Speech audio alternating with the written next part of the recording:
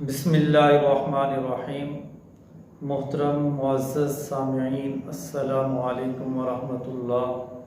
اللہ تبارک و تعالیٰ کے فضل و کرم سے سورۃ فاتحہ کا ترجمہ تشریح مکمل ہوا۔ آج کے درس کے اندر سورۃ البقرہ کی پہلی 7 آیاتوں کا ترجمہ اور تشریح بیان کی جائے گی۔ اللہ تبارک و تعالیٰ سے دعا ہے کہ اللہ پاک مجھے صحیح معنی مطلب بیان کرنے کی توفیق عطا فرمائے اور ہم سب کو قرآن پاک کی سمجھ عطا فرمائے۔ تمام سامعین سے گزارش ہے کہ ویڈیو کو آخر تک دیکھیں تاکہ پوری آیات کا معنی مطلب مفہوم صحیح سمجھ آ سکے۔ اعوذ باللہ من الشیطان الرجیم، بسم اللہ الرحمن الرحیم، الف لام میم، ذالک الکتاب لا ریب فیہ ھدی للمتقین الذین یؤمنون بالغیب ویقیمون الصلاة ومما رزقناہم ينفقون والذین یؤمنون بما انزل الیک وما انزل من قبلک وبالآخرة هم يوقنون أولئك على هدى من ربهم وأولئك هم المفلحون۔ صدق اللہ العظیم۔ سب سے پہلے سورۃ فاتحہ اور سورۃ البقرہ کا آپس میں ربط کیا ہے۔ قرآن پاک ایسی کتاب ہے کہ اس کا ہر سورت کا دوسری سورت کے ساتھ ربط ہے اور ہر پارے کا دوسرے پارے کے ساتھ ربط ہے، بے ربط یہ کلام نہیں ہے۔ تو سب سے پہلے سورۃ فاتحہ کا سورۃ البقرہ کے اندر ربط کیا ہے؟ سورۃ فاتحہ کی تیسری آیت کے اندر اللہ تبارک و تعالیٰ سے بندہ دعا کرتا ہے، اے اللہ اہدنا الصراط المستقیم، اے اللہ ہمیں سیدھا راستہ دکھا۔ اور اس دعا کے لیے، دعا کے جواب میں اللہ تبارک و تعالیٰ نے فرمایا الف لام میم ذالک الکتاب، جس سیدھے راستے کو تم چاہتے ہو اس کے لیے یہ کتاب ہے۔ تو یہ سورۃ فاتحہ کا جس رہنمائی کی تمہیں ضرورت ہے وہ اس کتاب کے اندر ہے۔ اللہ تبارک و تعالیٰ نے صراط مستقیم کو بیان کرنے کے لیے یہ کتاب ہمیں عطا فرمائی۔ تو یہ سورۃ فاتحہ اور سورۃ البقرہ کا آپس میں ربط ہے۔ اور اس سورت کا تعارف، سورت کا نام سورۃ البقرہ ہے۔ بقرہ کا معنی عربی کے اندر گائے، بیل کے لیے بقرہ کا لفظ بولا جاتا ہے۔ اصل میں اس سورت کے اندر واقعہ ہے جس کے اندر اللہ تبارک و تعالیٰ نے بنی اسرائیل کی قوم کو گائے کے ذبح کرنے کا حکم دیا کہ اس گائے کو ذبح کرو اور اس کے کچھ جانور گوشت کا حصہ مردہ کو لگاؤ، جس بندے کو قتل کیا گیا تھا اس کے جسم کے لگاؤ، وہ خود ہی اٹھ کے بیٹھ جائے گا اور تمہیں بتائے گا کہ مجھے کس نے قتل کیا۔ تو اس گائے کے واقعے کی وجہ سے، اس واقعے کی مناسبت کی وجہ سے اس سورت کا نام سورۃ البقرہ رکھا گیا۔ اور یہ سورتوں کا نام اور سورتوں کی ترتیب، یہ ترتیب وہ ہے جو آپ صلی اللہ علیہ وسلم نے خود فرمائی۔ سورۃ البقرہ کی تقریباً 286 آیات اور 40 رکوع ہیں اور یہ سورت مدنی ہے۔ آپ صلی اللہ علیہ وسلم جب ہجرت کر کے مدینہ طیبہ تشریف لائے تو اس وقت جو سورت کا نزول ہوا، سب سے پہلا سورت کا جو نزول ہوا وہ سورۃ البقرہ ہے۔ اور اس کا نزول جو ہے، ان آیاتوں کا نزول مختلف زمانوں میں ہوتا رہا، حتیٰ کہ اس کی آخری آیت جو آپ صلی اللہ علیہ وسلم کے زندگی کے آخری ایام تھے، آخری حیات طیبہ، اس میں نازل ہوئی۔ اور ربا کے یعنی سود کے متعلق جو احکامات ہیں وہ بھی آپ صلی اللہ علیہ وسلم کے آخری ایام کے اندر، جب آپ صلی اللہ علیہ وسلم حج کو تشریف لے گئے تو اس وقت اس کی آخری آیات نازل ہوئی۔ اس کے بعد وحی کا سلسلہ ختم ہو گیا۔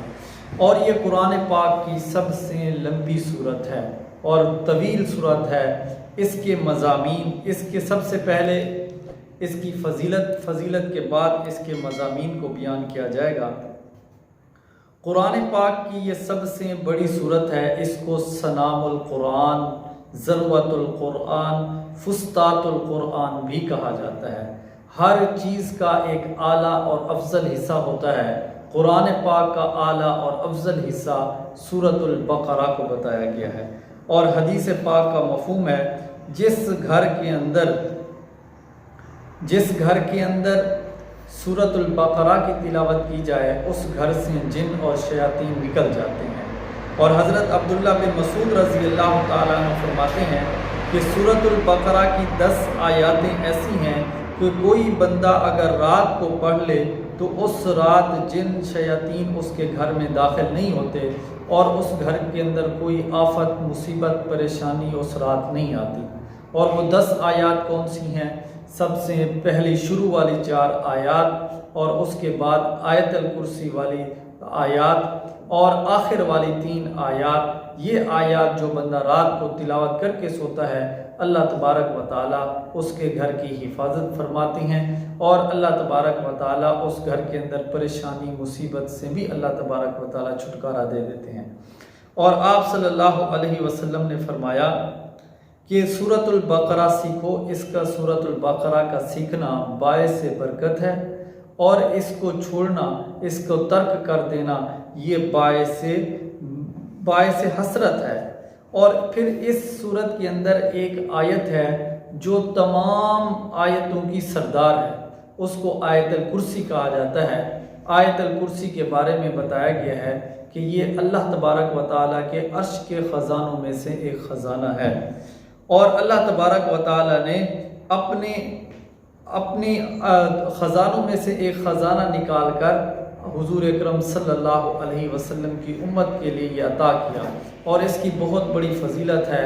ہر فرض نماز کے بعد پڑھی جائے، اور اسی طریقے سے رات کو سوتے وقت بھی اس کی تلاوت کی جائے، گھر میں داخل ہوتے وقت بھی اس کی تلاوت کی جائے، دشمن سے حفاظت کے لیے بھی اس کی تلاوت کی جائے، اور اسی طریقے سے بیماری سے شفا حاصل کرنے کے لیے بھی اس کی تلاوت کی جاتی ہے، اور بھی بہت سارے اس کے فضائل ہیں۔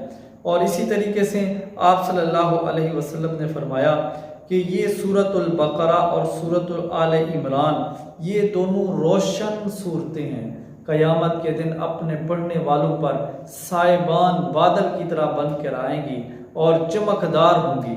اور میرے محترم بھائیو دوستو، اور جس گھر کے اندر، پہلے بھی میں نے بتایا بڑی اس کی فضیلت ہے کہ جس گھر کے اندر اس کی تلاوت کی جاتی ہے اس گھر سے اللہ تبارک و تعالیٰ شیاطین جن کو نکال دیتے ہیں۔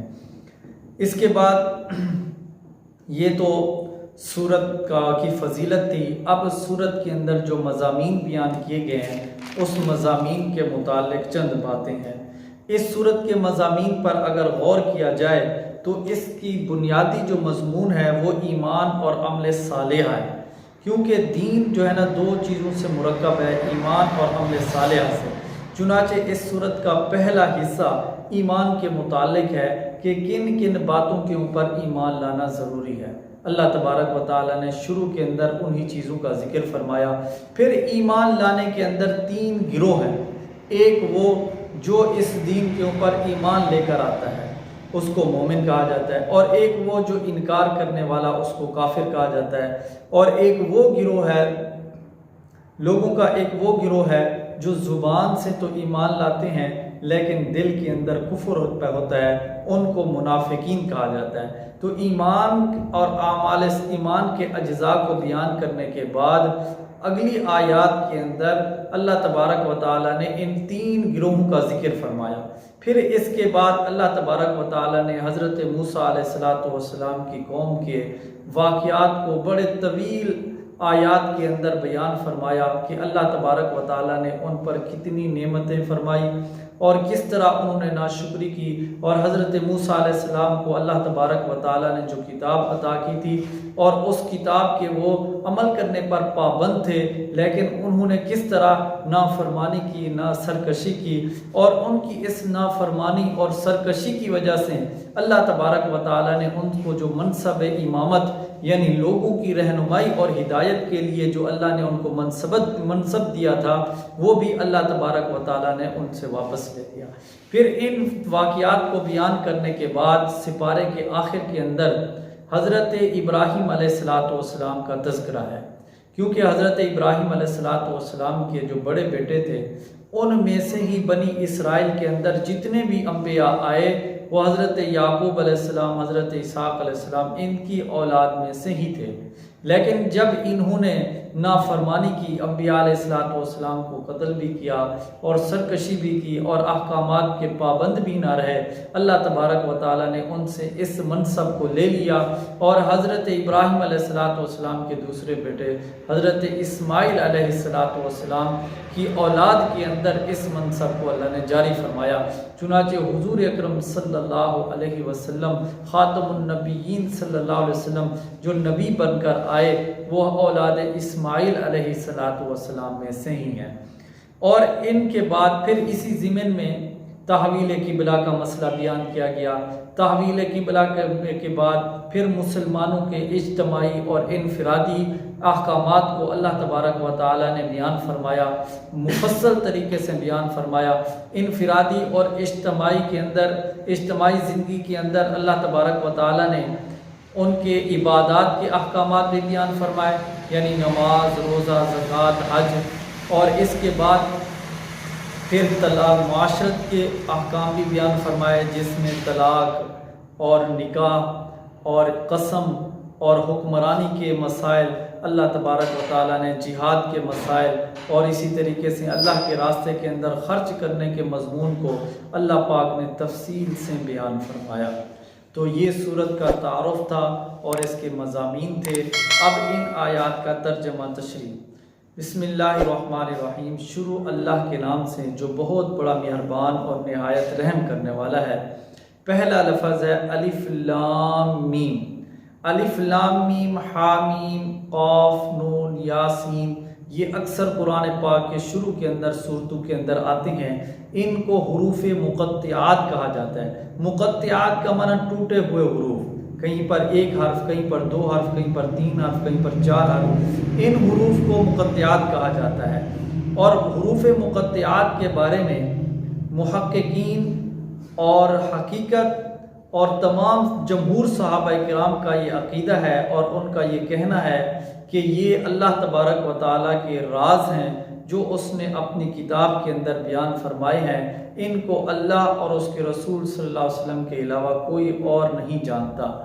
اور قرآن پاک کی ایک آیت سورہ آل عمران کی شروع کے اندر اللہ تبارک و تعالیٰ نے فرمایا کہ ان میں سے بعض آیات ایسی ہیں کہ ان کا معنی مطلب متشابہات ہیں، جن کا معنی مطلب اللہ کے علاوہ کسی کو بھی نہیں، اور جو راسخ فی العلم ہے، علم کے اندر مضبوط ہیں، وہ کہتے ہیں ہم ہر چیز پر ایمان لے آئے، یہ اللہ کی طرف سے ہے۔ تو یہ جو حروف ہیں ان کی حقیقت کے بارے میں اور ان کے معنی کے بارے میں ہم کے پیچھے پڑھنا یا ان کے معنی حاصل کرنے کے بارے میں ہمیں منع کیا گیا ہے۔ تو ہمیں اس کے معنی میں نہ کوئی علم کا ہے نہ کوئی عقیدے کا تعلق ہے، تو لہٰذا ان حروف کے معنی کے بارے میں ہمارا یہی عقیدہ ہے اور اس کے بارے میں صحابہ کرام کا بھی یہی عقیدہ ہے اور ان کا یہی قول ہے کہ ان کا معنی اللہ تبارک و تعالیٰ کے علاوہ کسی اور کو معلوم نہیں ہے۔ تو یہ تھی حروف مقطعات کی بحث۔ اس کے بعد اللہ نے پہلی آیت کے اندر بیان فرمایا ذالک الکتاب لا ریب فیہ، یہ ایسی کتاب ہے کہ اس کے اندر کوئی شک نہیں ہے۔ کیا مطلب؟ یعنی کتاب الہی، کہ یہ اللہ کی کتاب ہے، کتاب الہی ہونے میں کوئی شک نہیں۔ اور جو اس کے اندر اللہ نے واقعات، احکامات جتنی بھی بیان فرمائے، اس کے اندر بھی کوئی شک نہیں۔ اگر کوئی شک کرتا ہے تو اس کی اپنی غلط فہمی اور نا سمجھی کی وجہ سے ہے، اور یہ اللہ تبارک و تعالیٰ کے علم سے اور اللہ تبارک و تعالیٰ کا کلام ہے۔ یہ کلام ایسا کلام ہے جو غلطی سے اور ہر قسم کی غلطی سے اللہ پاک نے اس کو پاک فرمایا ہے۔ تو اسی طریقے سے باقی جو انسان کا جو علم ہوتا ہے، انسان کا علم یقینی نہیں ہوتا۔ 100% چاہے جتنا وہ پڑھا لکھا ہو تو کوئی نہ کوئی اس کے اندر غلطی کا شبہ ہوتا ہے۔ تو یہ تو انسانوں کا کلام نہیں ہے، یہ تو اللہ کا کلام ہے۔ اس لیے فرمایا ذالک الکتاب لا ریب فیہ، یہ ایسی کتاب ہے کہ اس کے اندر شک کی گنجائش ہی نہیں ہے اور اس کے اندر کوئی شک و شبہ ہی نہیں ہے۔ آگے فرمایا کہ ھدی للمتقین، یہ کتاب ایسی ہے جو ہدایت راہ دکھاتی ہے، راستہ دکھاتی ہے ڈر رکھنے والوں کو۔ متقین کا معنی ڈر رکھنے والوں کو۔ اب یہ ہدایت اللہ تبارک و تعالیٰ نے فرمایا کہ یہ ہدایت ہے ان کے لیے جو ڈر رکھتے ہیں، یا اس کا کیا مطلب؟ اس کا مطلب یہ ہے کہ یعنی وہ لوگ جو اس کے اندر اس بات کا خوف رکھتے ہیں اور فکر رکھتے ہیں، اس بات کے اندر ڈر رکھتے ہیں کہ ہم سے کوئی غلطی ایسی نہ ہو جس سے اللہ تبارک و تعالیٰ ناراض ہو جائے، اللہ کی مرضی اور اللہ کے حکم کے خلاف کوئی ہم سے کام نہ ہو، تو اس بات سے یہ ڈرتے ہیں، ان لوگوں کے لیے یہ ہدایت ہے۔ آگے ڈرنے والوں کی اللہ نے صفات بیان فرمائی کہ ڈرنے والے کون لوگ ہیں؟ الذین یؤمنون بالغیب، جو ایمان لاتے ہیں غیب پر۔ غیب کس کو کہتے ہیں؟ بن دیکھے، جو چیز آنکھوں سے نظر نہ آئے ان کے اوپر وہ ایمان لاتے ہیں۔ مثلا کیا؟ اللہ کو ہم نے نہیں دیکھا لیکن ہمارا ایمان ہے، قرآن پاک کو اترتے ہوئے نہیں دیکھا لیکن ہمارا ایمان ہے، حضور اکرم صلی اللہ علیہ وسلم کو نہیں دیکھا، جنت کو، دوزخ کو، کسی چیز کو نہیں دیکھا لیکن ہمارا ایمان ہے، یقین ہے کہ یہ سب حق ہے، سچ ہے، تو اسی کو کہا جاتا ہے ایمان بالغیب۔ تو اللہ تبارک و تعالیٰ نے فرمایا کہ وہ غیب پر یعنی بن دیکھے ایمان لے آتی ہیں۔ دوسری صفت ان کی بیان فرمائی کہ وہ نماز کی پابندی کرتے ہیں، نماز کو قائم رکھتے ہیں۔ وَمِمَّا رَزَقْنَاهُمْ يُنْفِقُونَ، تیسری صفت، تیسری نشانی متقی اللہ سے ڈرنے والوں کی اللہ نے بیان فرمایا کہ جو روزی دی، جو ہم نے ان کو رزق دیا، اس میں سے وہ خرچ کرتے ہیں۔ والذین، مزید آگے اور صفات اللہ نے بیان فرمائی، وہ لوگ ایمان رکھتے ہیں اس کتاب، اس چیز پر جو آپ پر نازل کیا گیا، آپ صلی اللہ علیہ وسلم پر یعنی قرآن پاک نازل کیا گیا، تو یہ متقی لوگ اس پر بھی ایمان رکھتے ہیں۔ وما انزل من قبلک، اور جو آپ سے پہلے کتابیں اللہ نے جو نازل فرمائی، صحیفے نازل فرمائے، اس پر بھی یہ ایمان رکھتے ہیں۔ وبالآخرۃ ہم یوقنون، اور آخرت کے دن کا بھی یہ یقین رکھتے ہیں کہ ہم نے اس دنیا سے جانا ہے اور ہم نے اللہ پاک کے سامنے حاضر ہونا ہے۔ اولئک علی ھدی من ربہم، یہی لوگ ہیں ہدایت پر اپنے رب کی طرف سے۔ واولئک هم المفلحون، اور یہی لوگ کامیاب ہونے والے ہیں۔ اللہ تبارک و تعالیٰ سے دعا ہے اللہ پاک ہم سب کو قرآن پاک کی سمجھ عطا فرمائے۔ وآخر دعوانا ان الحمد للہ۔